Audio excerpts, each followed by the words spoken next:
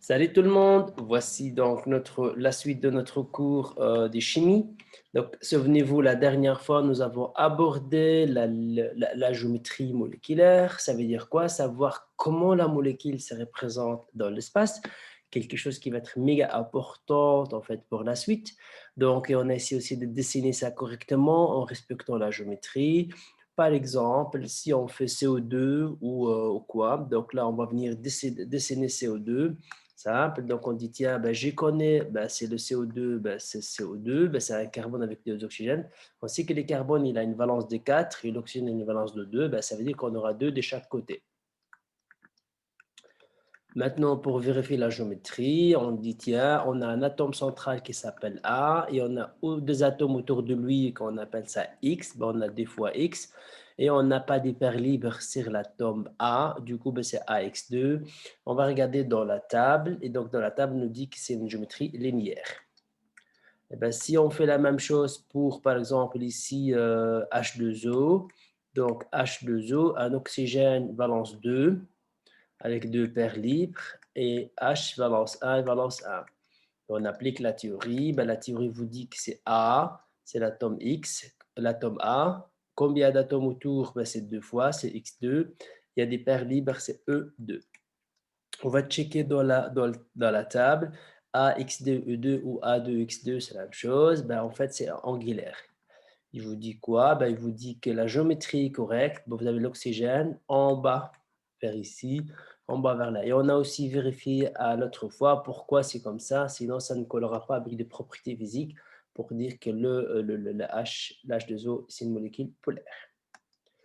Pour continuer ça, donc la géométrie, donc on aborde ce qu'on appelle la polarité. La polarité, c'est autour en fait de propriétés de charge, plutôt de charge totale de molécules.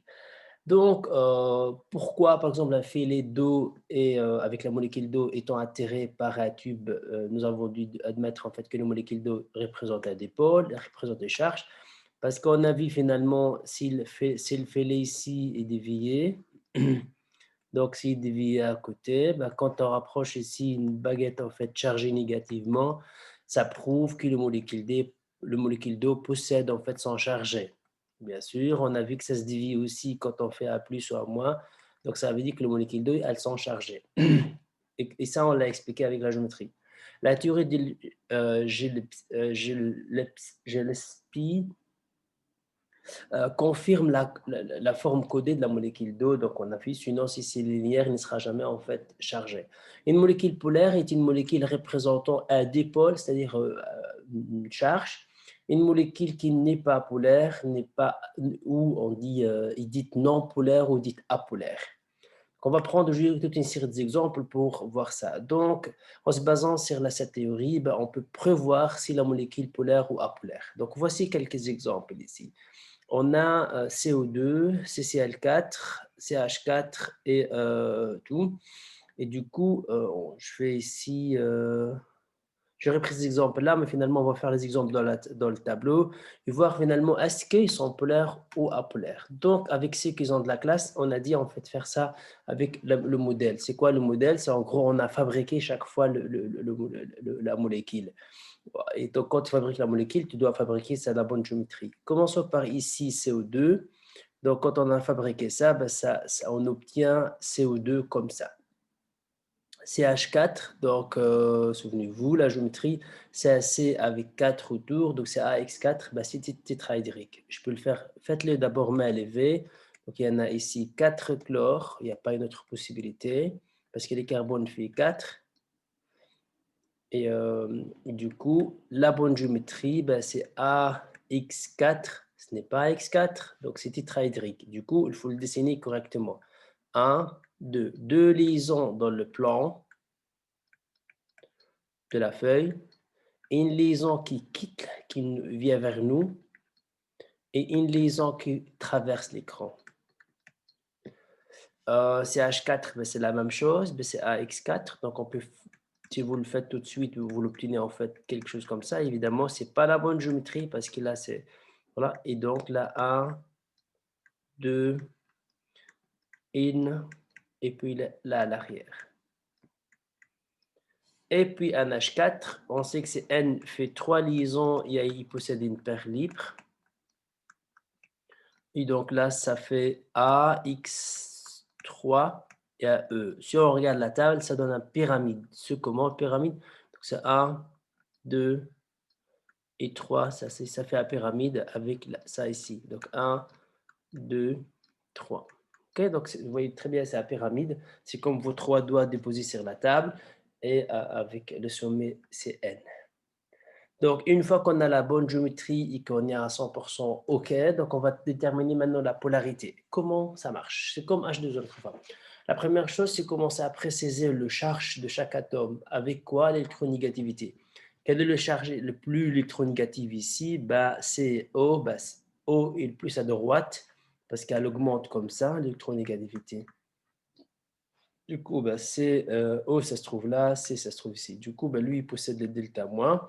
Le delta moins, il a ici, vu qu'il est appliqué des deux côtés, bah, c'est delta plus plus. Et après, une fois qu'on a fait le charge plus chargement, on va faire le centre de moins et le centre de plus. Donc, vous avez une charge ici, une charge ici. Le centre de 2, bah, c'est ici. Okay.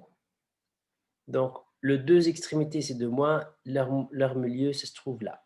Le plus, c'est à qu'un seul point. Du coup, le plus ou le moins, c'est coïncide. Le plus ou le moins, c'est coïncide. Du coup, pas de dipôle. Donc, ici, la molécule, elle est non polaire.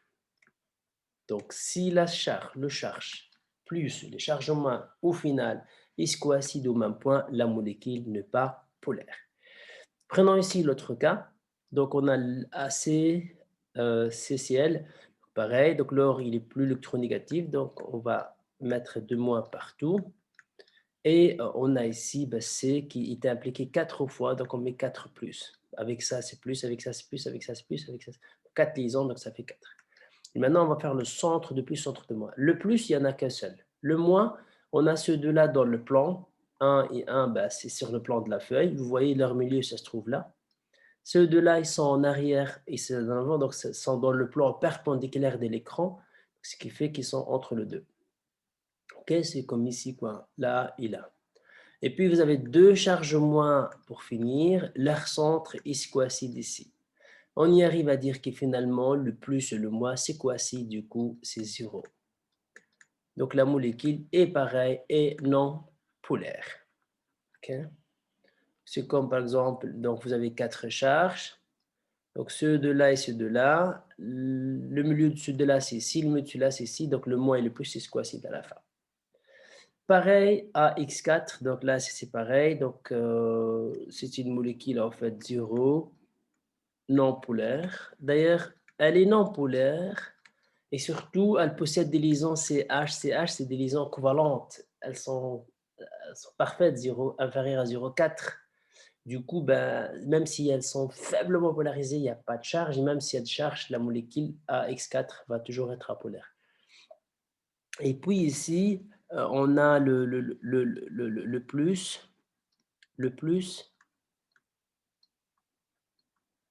et un autre plus. Et qui se fait ici, on a 3 moins. Donc là, évidemment, si on fait le centre, dans un pyramide, le centre de pyramide, ça se retrouve où? Si vous prenez la pyramide et vous prenez le centre, c'est au milieu de pyramide, au centre de pyramide. Donc, le 3 plus ici, leur centre se trouve entre. En fait ici, le pyramide, il est quand même en bas, il est comme ça. Ok, il a une base triangulaire, le pyramide. Donc, si vous avez ici 3 charges, plus, plus, le centre de 3 plus, ce sera là, quoi. Et plus loin de ça, on est au-dessus, sur le sommet. Le sommet des pyramides, le sommet des pyramides, ici, si on dessine ça comme ça, c'est moins. Du coup, comme vous voyez ici, le moins ici, le plus et le moins, ils sont séparés. Du coup, c'est différent de 0. Et la molécule, c'est une molécule polaire. OK?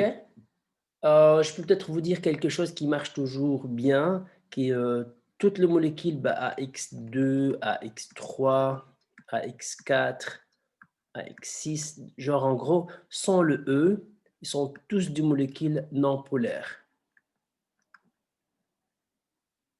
Et une fois que vous avez un E dedans, AX2, E1, AX2, E2, AX3, E, comme ici, s'il y a un E, les molécules sont polaires. Donc là, le E ben, inclut généralement une autre géométrie, influence la géométrie et ça. Sinon ici, ben, c'est vraiment, sont très faciles. Donc chaque fois que vous avez AX4, savez d'avance qu'il sont des molécules non polaires. AX3, c'est non polaire. Ok, donc ça facilite un peu l'instruction. Donc comme vous avez remarqué ici, pour savoir la polarité, on a dit faire quoi? On a dit dessiner la molécule correctement. Et quand on a dessiné ça correctement, on a fait avec le charge, jonglé avec les charges et trouver le centre de plus et le centre de moins et voir si ça se coïncide ou pas. Et si ça se coïncide, la molécule, en fait, ça s'arrête et donc la molécule, elle est napolaire.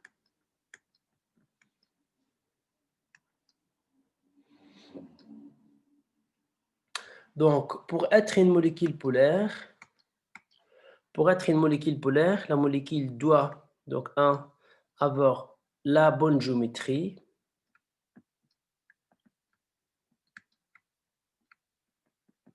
Donc, ça, c'est une condition, la bonne géométrie correcte. Donc, 2, le centre. Donc, le centre de plus et de moins ne se coïncident pas. Il ne doit pas se coïncider. Donc, pour être une molécule polaire, le centre ne se coïncide pas. Bien sûr, à une condition, ici on oublie le deuxième, donc avoir des liaisons covalentes polarisées. Parce que si vous n'avez pas de liaison covalente polarisée, ben, ça ne s'arrête par les covalentes polarisées. Donc, la bonne géométrie, quand vous avez la bonne géométrie, regardez si vous avez bien des liaisons covalentes polarisées, parce que c'est des liaisons covalentes parfaites, parce que les liaisons sont parfaites. Et si vous avez des liaisons covalentes polarisées, faites le charge. Et quand le charge se coïncide ou pas, donc en fait, il ne faut pas que ça coïncide. Donc ça. Pourquoi on a parlé de ça? Mais comme vous l'avez sans doute bien remarqué, il va jouer sur les propriétés. Donc les molécules d'eau, elles sont polaires. S'ils ne sont pas polaires, un, ils ne seront jamais déviés avec un bâton chargé. Et deux, ben, elles ne seront jamais en fait liquides. Donc si vous prenez les liquides comme H2O, l'ammoniac, la bière, c'est l'alcool, c'est CH3, CH2, OH. En fait, tout le solution, tout le liquide, tout le solvant, enfin, tout le produit qui sont liquides, eh ben, ils sont polaires. Ça, c'est heureusement. Pourquoi? Parce que le fait que les molécules soient chargées, donc supposons ici, on prend une solution qui contient ces deux molécules chargées, liquides, eh ben, les faits qu'ils sont polaires, ben, ils possèdent chaque fois un plus ou un moins, un plus et un moins, un plus et un moins, un plus et un moins. Eh ben, le fait qu'ils possèdent un plus et un moins, ils vont s'attirer. Donc, ils s'attirent en fait entre elles, les molécules vont s'attirer entre elles, et du coup, ça crée, ils restent proches, ils restent attachés, et du coup, ça crée plus une densité, les liquides sont plus denses, du coup, là, ça fait une polarité, ce qui fait une polarité, ça le rend liquide. Par contre, imaginez un peu la situation si on prend plusieurs gaz, O2, CO2, N2, ben ouais, plusieurs gaz. Et ben eux, principalement, ils sont en fait gazeux. Et ben ils sont non polaires. On en a plusieurs gaz qui sont non polaires. Imaginez les gaz qui ne sont pas chargés, ça veut dire que c'est de rang, il n'y a pas de charge. Et ben ils ne vont pas s'attirer entre elles et elles restent vraiment espacées. Il n'y a pas trop d'interaction. On peut avoir des interactions, ils se cognent entre elles, les molécules, mais ils ne se restent pas fort attachés parce qu'ils ne sont pas polaires. Du coup, ils sont espacés. Donc, plus tard, dans la suite du cours, on va voir maintenant c'est quoi l'influence en fait de la polarité sur tout ce qui mélange, quoi, la solubilité, tout ce qui se mélange dans l'eau, il ne se mélange pas dans l'eau. Pourquoi ça se mélange, pourquoi ça ne se mélange pas. Voilà. Et donc, bien sûr, c'est la suite construite sur la polarité. Vous allez voir que grâce à la polarité, on va savoir dire, OK, cela, ça se mélange, ça ne se mélange pas. Du coup, plusieurs produits sont mélangés, ça ne tient pas, OK? Parce qu'il y a bien sûr, il y a d'autres paramètres qui tiennent derrière la polarité en premier, ça joue un rôle très important. Voici donc pour cette partie.